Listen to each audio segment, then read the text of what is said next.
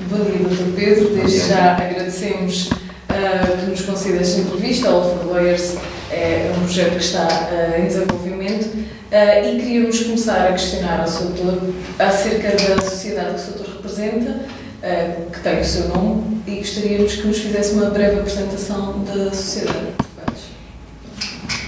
É uma sociedade que tem hoje em dia 53 profissionais, que atua praticamente em todas as áreas do direito, está dividida num conjunto de departamentos, fez 10 anos no ano passado, e uma sociedade que se tem conseguido manter a crescer, não obstante esta crise que todos temos sentido. É uma sociedade que, enfim, está a seguir o seu curso normal de atividade. Quantos sócios é que compõem a sociedade? Neste momento somos 5. 5 sócios. Nós sabemos que o Sr. Doutor também é presidente da ASAP. Como é que a ASAP se insere e como é que a ASAP formula o seu programa no âmbito das nossas sociedades de advogados? Qual é, ao fim e ao cabo, o âmbito da atuação? A ASAP foi constituída há cerca de 8 anos atrás e tem um objetivo muito claro, que é um objetivo de prestação de serviços às associadas. Há, indiscutivelmente, nas várias e diferentes práticas possíveis da advocacia, há uma prática específica que tem a ver com o exercício da advocacia e sociedade advogada, tem um conjunto de especificidades muito próprias e um conjunto de necessidades próprias e características próprias, e a ASAP vem, no fundo, preencher esse espaço que não estava ocupado, procurando, por um lado, criar valor e serviço para as suas associadas, por outro lado, criar um conjunto vasto de partilha de experiências a nível das diferentes sociedades e intervir, naturalmente, naqueles assuntos que também são específicos, próprios e dizem respeito às suas associadas. Muito da atuação da ASAP, que atividades tem tido a ASAP junto às suas associadas? Bem, a ASAP tradicionalmente divide a sua atuação em 3 contextos que eu diria que são substancialmente diferentes e têm, por isso, merecido também uma segmentação. Um contexto que tem a ver com uma área de formação muito específica na área jurídica para as suas associadas e que é um projeto que está a correr perfeitamente normalizado, já perfeitamente consolidado e que passa pela realização de ações de formação mensais para as associadas feitas por associados também das sociedades que fazem parte da ASAP, em regra áreas técnicas com uma complexidade muito específica, dirigidas a um conjunto de profissionais que única e exclusivamente trabalham naquela área também e que, enfim, tem realizado ou tem-se consubstanciado na realização de uma ação de formação mensal para cada uma das áreas.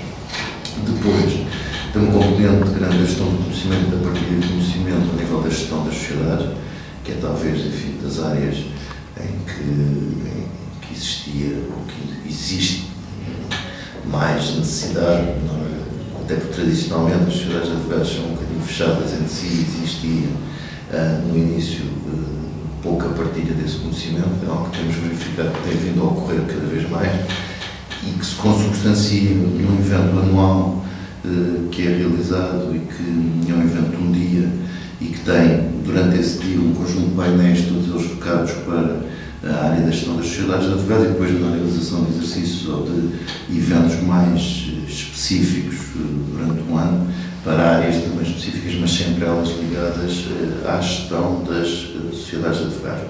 Depois há uma terceira componente que tem a ver com o serviço às sociedades de advogados e que passa pela realização de protocolos com terceiras entidades que entendem como apetecível, passa a expressão, o mercado das sociedades de advogados e que estão disponíveis para dar aos nossos associados um conjunto de vantagens. E, nesse sentido, a ASAP vai desenvolvendo um conjunto de protocolos que permitam às pessoas associadas aceder a um conjunto de serviços no mercado em condições mais vantajosas. Portanto, esse num leque de atividades, em termos de definição, eu diria que são as 3 áreas em que a ASAP tem tido uma intervenção cada vez mais significativa. Depois existem outras questões mais pontuais, como as consultas específicas em matéria de legislação, que são importantes também, as intervenções em áreas específicas do direito europeu, direito da concorrência, etc., que nós temos estado a ser solicitados e a Associação tem procurado responder também, no fundo, aquilo que são as solicitações que são feitas pelas suas associadas ou por terceiros. Disse há pouco que, de alguma maneira, há aqui uma partilha de conhecimentos que se pretende fomentar. Tem conseguido a abertura a nível das sociedades de advogados, no sentido de conseguir que elas partilhem e aceitem também os conhecimentos? Tem havido uma maior abertura, tendo em conta que é um bocado fechado? A aceitação dos conhecimentos eu diria que é fácil, porque a informação é de tal forma fechada que o facto de haver alguém disponível para partilhar, a aceitação por parte das destinatárias, das sociedades que estão naquele momento têm uma área menos desenvolvida, ou estão a desenvolver, e há outras que já desenvolveram e podem partilhar esse conhecimento. Enfim, a aceitação é talvez o mais fácil de conseguir. A disponibilidade para a partilha da informação é algo que tem vindo a aumentar substancialmente ao longo dos últimos anos. Eu acho que houve aqui alguma confiança que se teve de criar inicialmente. As sociedades foram todas elas percebendo que era útil para elas partilharem, receberem também informação, e esse é um processo que tem gradualmente vindo a aumentar e tem vindo a ser bem conseguido. Portanto, hoje em dia existem áreas como a gestão de conhecimento, as áreas informáticas, a área da gestão de riscos, a própria área financeira, a área da gestão de clientes. Existe um conjunto de informação que é partilhada e que tem sido discutida e amplamente discutida no âmbito das sociedades de advogados, que é muito útil, sobretudo para aquelas sociedades ou que pretendem apurar ou mudar em algum momento o seu sistema de gestão, ou que, estando numa fase de desenvolvimento anterior, sendo mais pequenas, estando a crescer, não pensaram ainda sobre problemas que agora se estão a colocar e que outras sociedades já ultrapassaram e já viveram anos atrás. E, portanto, essa partilha tem vindo a aumentar gradualmente. A ASAP, de alguma maneira, tem feito algum tipo de assessoria no que concerne, por exemplo, à produção legislativa que hoje em dia está ocorrente quase da pena, não é? Não, esse não é claramente um dos objetivos da ASAP. Em determinadas áreas específicas existem grupos que se criam quase que espontaneamente e que vão discutindo os temas ao nível dos, passa a expressão, especialistas das diferentes sociedades, mas não há claramente aqui uma preocupação da ASAP, até porque existem outras entidades, como a Ordem dos Advogados, que têm claramente essa vocação. Não há aqui uma preocupação a esse nível. Digamos que o foco fundamental da ASAP tem a ver com a gestão das sociedades de advogados e, portanto, essa parte, essa gestão legislativa, digamos assim, do acompanhamento das alterações legislativas, não faz claramente parte daquilo que são as funções ou os objetivos pelos quais a ASAP foi criada. E já agora, a ASAP tem alguma interligação com a Ordem dos Advogados ou trabalha uma espécie de parceria? Ou... Existe uma relação próxima. Enfim, durante muitos anos, com o Instituto das Sociedades de Advogados, nunca foi ser mantido, enfim, essa relação. Hoje em dia, enfim, a Ordem sabe onde está a ASAP, e quando precisa da ASAP fala com a ASAP, e a ASAP da mesma forma, quando tem necessidade de um aspecto que esteja diretamente relacionado com a Ordem dos Advogados, fala com a Ordem dos Advogados. Há necessariamente, e tem de haver necessariamente aqui quase uma parceria, porque, por um lado, a Ordem representa todos os advogados e, por outro lado, a ASAP tem aqui alguma representatividade ao nível das sociedades de advogados, e, portanto, há aqui uma convivência salutar e penso que útil para ambas as partes, sempre que ela naturalmente se justifique. E agora, pegando um bocadinho no tema da Ordem dos Advogados e sabendo que o Sr. Pedro já foi um candidato à presidência do Conselho Distrital de Lisboa, permita-me que lhe questione se pondera repensar novamente numa possível candidatura ou se foi um capítulo que se fechou. Não, eu acho que nós temos ciclos, eu estive na Ordem dos Advogados durante 9 anos. E foi um período muito enriquecedor, foi um período divertido, e foi um capítulo que se fechou. Neste momento há o mandato da ASAP, há um mandato que acaba daqui a 2 anos e, portanto, depois das eleições para a Ordem, portanto, pelo menos naquilo que é o imediato, seguramente é um capítulo que está encerrado e é uma porta que está fechada até pelo compromisso assumido pelas associadas da ASAP. Sr. Pedro, como é que vê a questão da justiça em Portugal nos tempos que correm, neste contexto de crise, e pegando um pouco também na atividade da ASAP, se fazem algum balanço acerca de como é que as coisas estão a ocorrer e qual o caminho que... Ao nível essa é uma daquelas áreas claramente em que a ASAP não tem tido intervenção. Ao nível pessoal, se quiser, como advogado que sou, eu tenho defendido e continuo a achar que o problema da justiça é um problema de meios, independentemente das alterações legislativas que nós fizermos. Se nós olharmos para as estatísticas, podemos tirar aqui duas conclusões. Uma, um aumento muito significativo de processos em tribunal, que é um aumento que eu diria que tem vindo a acontecer ao longo dos últimos 15, 20 anos. Dois, em segundo lugar, não temos aqui um aumento tão significativo de meios, mas temos algo que é interessante, que quando comparado com outros países, nós temos um número de meios muitas vezes até superior em relação àquilo que existe em países nos quais a justiça funciona um bocadinho melhor do que funciona em Portugal. Eu parece-me claramente que é um problema de gestão, independentemente dos problemas das leis. Nós temos um bocadinho aquela tendência em Portugal, cada vez que há alguma coisa que não está a correr bem, mudamos a lei e o assunto resolve-se, até porque mudar a lei é claramente mais fácil do que implementar sistemas de gestão.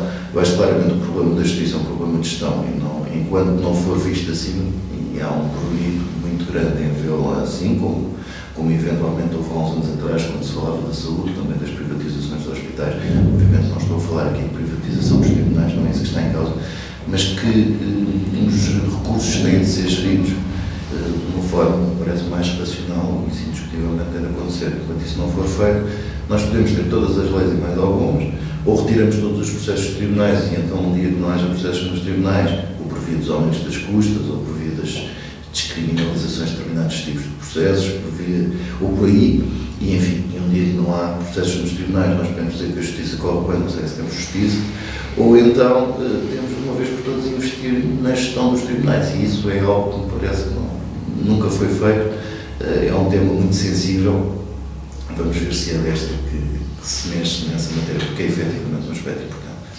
E como avalia esta a questão que está a surgir acerca da extinção de algumas comarcas?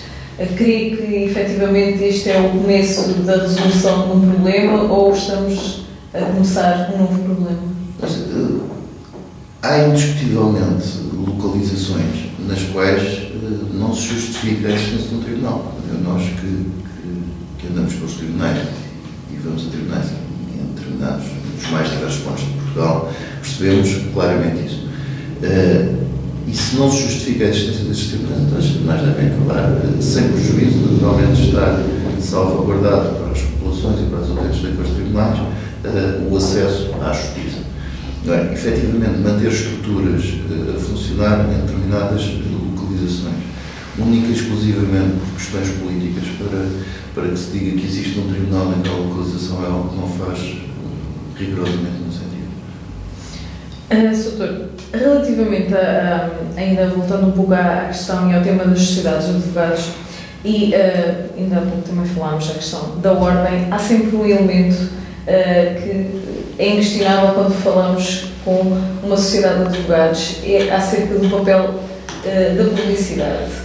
Como é que vê esta questão, que apesar de estar no nosso Estatuto da Ordem dos Advogados, não tem sido alterada? Considera que os tempos que correm exigiam novas medidas de alteração? Houve uma alteração muito significativa na última revisão do Estatuto relativamente às normas da publicidade. Anteriormente, as normas da publicidade estavam um bocadinho limitadas por via do suporte, e depois disso, depois dessa alteração, passaram a estar limitadas ao conteúdo, e hoje em dia existe, ao nível da publicidade, uma abertura já muito significativa relativamente àquilo que é possível fazer. Eu não creio, enfim, pelo menos da forma como eu vejo a advocacia, que a publicidade seja um fator determinante no exercício da atividade. Obviamente, sendo um tema sensível, deve ser tratado com a importância que ele merece, mas não me parece que relativamente à atividade das sociedades de advogados, ou à atividade dos advogados em prática isolada, hoje em dia essa seja uma questão determinante. Acho que temos muitos mais temas com muito mais importância do que esse, e efetivamente a alteração que foi feita, antigamente havia uma limitação claramente feita ao suporte, havia um suporte suportes que eram considerados idóneos, suportes idóneos, e depois discutia-se muito e confundia-se muito o tema da admissibilidade do suporte com o bom gosto. Nós não temos todos o mesmo gosto e, portanto, não vale a pena discutir. Hoje em dia existe uma permissibilidade muito maior nessa matéria e, se calhar, contam-se pelos dedos as entidades que fizeram uso de advogados em prática isolada ou sociedades de advogados que fizeram uso dessa maior abrangência que existe. E, portanto, o que veio mostrar aquilo que eu estava a dizer atrás, parece-me que não é uma questão, eu diria que é sempre uma daquelas discussões internas da advocacia, como muitas outras que nós gostamos todos muito de discutir, até somos advogados, portanto faz um bocadinho parte do ADN, mas não me parece claramente relativamente à atividade, seja a questão, seja um aspecto fundamental ou determinante daquilo que é a advocacia. E pergunto-lhe então, acerca da Sociedade de Advogados Pedro Raposo, quais são os elementos diferenciadores que pode apontar, não havendo uma comparação efetivamente com nenhuma, mas quais são os elementos que considera diferenciadores no vosso âmbito de atividade? Eu não sei se são elementos diferenciadores. Eu não acredito na advocacia, até por aquilo que aprendi, sem uma disponibilidade muito significativa relativamente àquilo que é o serviço para o cliente, sem a compreensão daquilo que são as necessidades do cliente em termos de atividade. E eu diria que esses são os fatores que nós procuramos implementar aqui. Mas, quer que diga, eu acho que são fatores que são transversais a todos os advogados e, portanto, não considero eventualmente que sejamos muito inovadores nessa matéria. Se nós olharmos para tudo aquilo que são as regras da advocacia que todos nós fizemos o estágio que há uns anos aprendemos, é curioso quando se eu falar na disponibilidade, que sempre foi uma característica muito presente na advocacia. Quando se eu falar na compreensão das necessidades do cliente, daquilo que é a sua atividade, de forma a antecipar algum tipo de necessidades ou de problemas que possam vir a surgir à frente. Caímos um bocadinho naquela definição, uma definição muito antiga, que era do advogado conselheiro, que era aquele sujeito que tinha uma determinada reputação, que tinha uma determinada consideração por parte dos seus clientes e que era chamado a intervir não só no processo, mas muito antes do processo, num aconselhamento quase que amigável do cliente, com quem tem uma relação muito próxima. Nós somos claramente aqui advogados de clientes, não somos advogados de processos, e sendo advogados de clientes, eu não acho que haja muita diferença entre aquilo que era a realidade há 20 anos, mesmo dos advogados na altura em prática isolada, e aquilo que é a realidade hoje em dia das sociedades de advogados. Admito que alguns de nós, durante o tempo, nos tenhamos esquecido um bocadinho disso, mas a essência da advocacia é essa, e, portanto, é essa que nós aplicamos na PRA, mas admito que não seja muito diferente daquela que é aplicada pelas sociedades de advogados ou pelos advogados em prática individual. Soutor, ainda há pouco falávamos acerca da questão da gestão, que o Soutor considera que a Justiça eventualmente terá um problema de gestão. Considero que, eventualmente, nos próprios cursos de Direito há uma lacuna no ensino, em que é ensinado muito a teoria, muito o sistema teórico, e que, se calhar, elementos como a gestão não são aplicados e esses conceitos mais tarde vêm a revelar-se que seriam fundamentais também no exercício da profissão. Não sei se às vezes tornarmos o curso de tal forma abrangente ainda seria pior que a realidade que temos hoje em dia. Não é? Hoje em dia temos, enfim, como Bolonha, temos aqui uma limitação de tempo que é mais significativa do que aquela que era aqui há uns anos atrás. Agora, eu acho claramente que, relativamente às competências de gestão, os advogados, como os outros profissionais, têm de ter a noção que há determinado conjunto de coisas que aprendem na faculdade, que servem, enfim, na maioria dos casos, para os ensinar a pensar dentro de uma determinada lógica, no nosso caso a lógica jurídica, e que depois, se quiserem fazer coisas diferentes daquelas cuja formação tiveram, então devem fazer formações específicas nessa área, por forma a acompanharem melhor esse tipo de atividades. E nessa área existem, ao contrário daquilo que acontecia há 20 anos atrás, em que não existiam formações específicas, lembrar dos LLMs, por exemplo, que hoje em dia temos e que funcionam muito bem. Existem um conjunto de formações que já são fornecidas pelo mercado e que estão disponíveis, que permitem aos advogados melhorar um conjunto de capacidades que não tiveram formação, ou para as quais não tiveram formação na faculdade. E esse é o desafio, é nós olharmos, mas eu diria que aí, acontece com os advogados, com os outros profissionais, nós advogados pensamos todos que sabemos assim um bocadinho de tudo, somos um pouco mais abrangentes e no dia a dia vivemos, temos a felicidade de viver com realidades muito distintas, e isso não há dúvida nenhuma que é um fator enriquecedor. Mas há que compreender também que a complexidade hoje em dia da gestão, quer seja dos tribunais, quer seja da sociedade de advogados, não se compagina com um determinado amadorismo ou uma determinada falta de conhecimento. Tudo à medida que as responsabilidades aumentam e as coisas se tornam maiores. E esse é o desafio que eu diria para qualquer advogado, como para qualquer outro profissional, é perceber a determinada altura que se aquilo que ele quer fazer tem a ver com uma gestão de uma sociedade de advogados, ou se tem a ver com uma gestão de tribunal, então deverá procurar alguma formação específica nessa matéria e não meramente o feeling que nós temos de acharmos que somos capazes de fazer tudo e mais alguma coisa até cumprirmos o princípio de Peter e chegamos à conclusão que passámos o limite da nossa incompetência.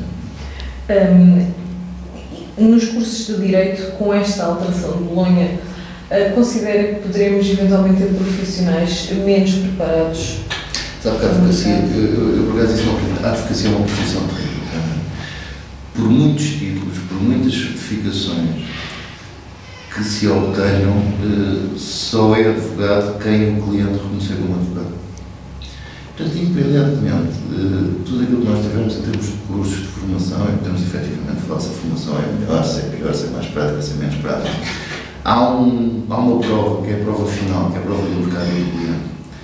E essa prova é uma prova que, independentemente de todas as formações que nós tivermos, vai lá estar sempre no final do dia. E essa é a mais importante. Não, aqui um bocadinho, eu deixei aqui há uns anos fazer processos de seleção na PRA, porque hoje em dia os candidatos fazem todos muitas entrevistas e muitos processos de seleção. Isto não põe em causa as capacidades que alguém seguramente terá para fazer uma seleção mais acurada. Mas eu chegava à conclusão que as respostas me davam eram sempre as mesmas, sobretudo quando os candidatos já tinham uma série de entrevistas. E, portanto, estávamos, pelo menos do meu ponto de vista, ali a perder um pouco de tempo. Quer dizer, ou o candidato vinha para aqui, não tinha vindo a entrevista nenhuma antes, em lado nenhum, e não tinha a noção daquilo que era a resposta correta, digamos assim, à pergunta que se fazia.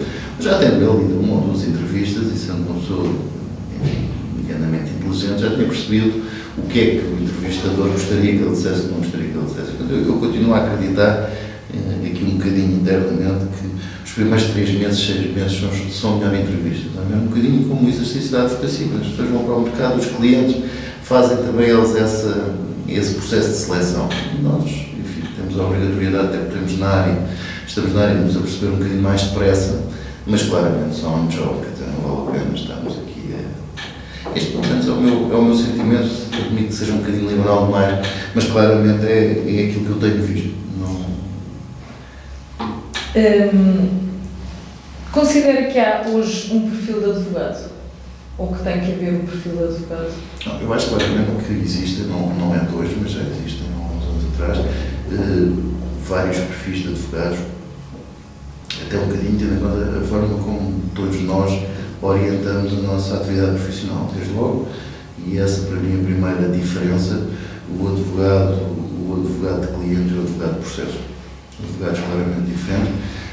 Diria que tipicamente quando falamos dos criminalistas por um lado e por outro lado dos advogados que fazem acompanhamento à atividade das empresas, temos aqui um bocadinho a definição, advogado de cliente, alguém que acompanha preventivamente a atividade do cliente no dia a dia, numa base diária, enfim, um advogado de processo, alguém que é contratado para tratar de um processo específico pelas suas características e que não tem necessariamente uma relação anterior com o cliente e, portanto, é contratado para aquele processo. E aí temos uma diferença naquilo que é o exercício da atividade substancial. Logo se percebe, e é fácil perceber porquê. Depois temos advogados que continuam a ter a coragem, eu acho, assinalável nos dias que correm, de serem mais generalistas. Há advogados que se especializaram em determinadas matérias e essa também é uma diferença substancial naquilo que é a atividade, com vantagens e desvantagens em ambas, me parece claro, em ambos os caminhos que são trilhados. Eu diria pelo menos estas duas categorias, chamamos assim, duas formas de exercer a advocacia são evidentes.